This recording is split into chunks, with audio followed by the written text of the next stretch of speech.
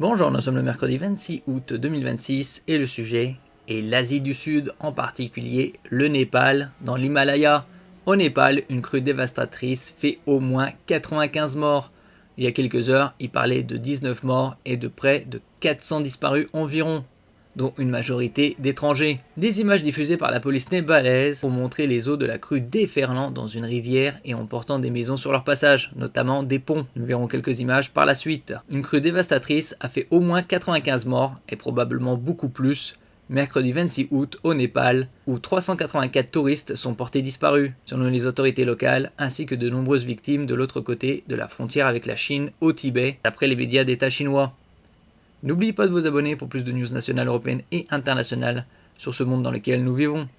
Donc sur les 384 touristes, 291 étrangers et 93 népalais. Aux dernières nouvelles. L'Union européenne active son système de surveillance par satellite. L'Union européenne a activé son système de surveillance par satellite Copernic pour contribuer à cartographier les zones touchées au Népal et soutenir les opérations de secours, a annoncé la présidente de la Commission européenne Ursula von der Leyen sur X, anciennement Twitter. Nous sommes prêts à fournir une aide européenne supplémentaire, a-t-elle ajouté. Des images diffusées par la police népalaise ont montré les eaux de la crue déferlant dans une rivière et emportant les maisons sur leur passage. Et des photos de l'agence France Presse, AFP, montraient le dernier étage d'une habitation émergent d'un sol boueux. Ici à l'image. Donc il y a quelques heures, il parlait de 19 morts et 384 touristes portés disparus.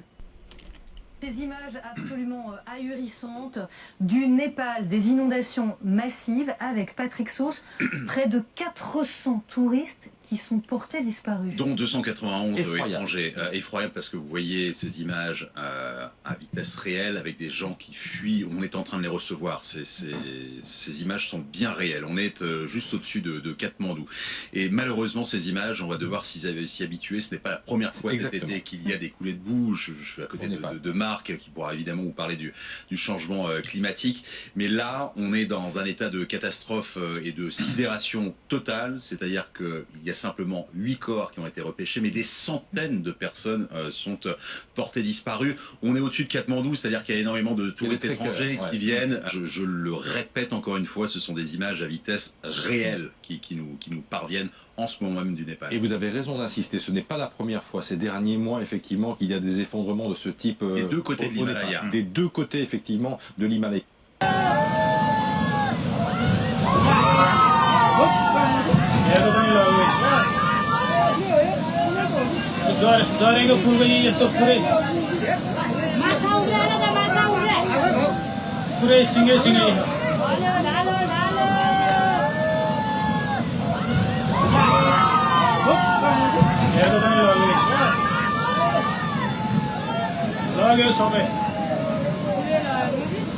Bien évidemment, rien ne peut arrêter une déferlante de millions de tonnes de débris.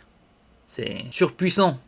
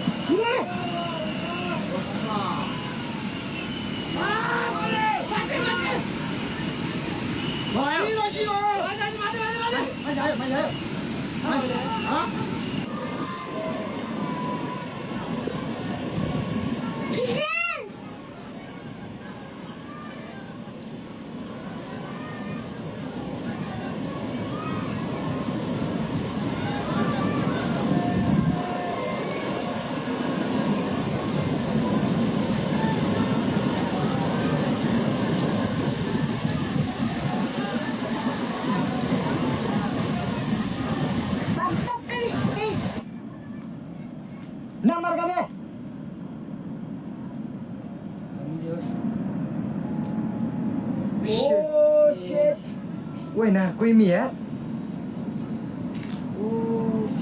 उस गाड़ी साथ में मुझे है उस गाड़ी यार जी उस गाड़ी अरे मोड़ा जी उस गाड़ी ओए बेटा यार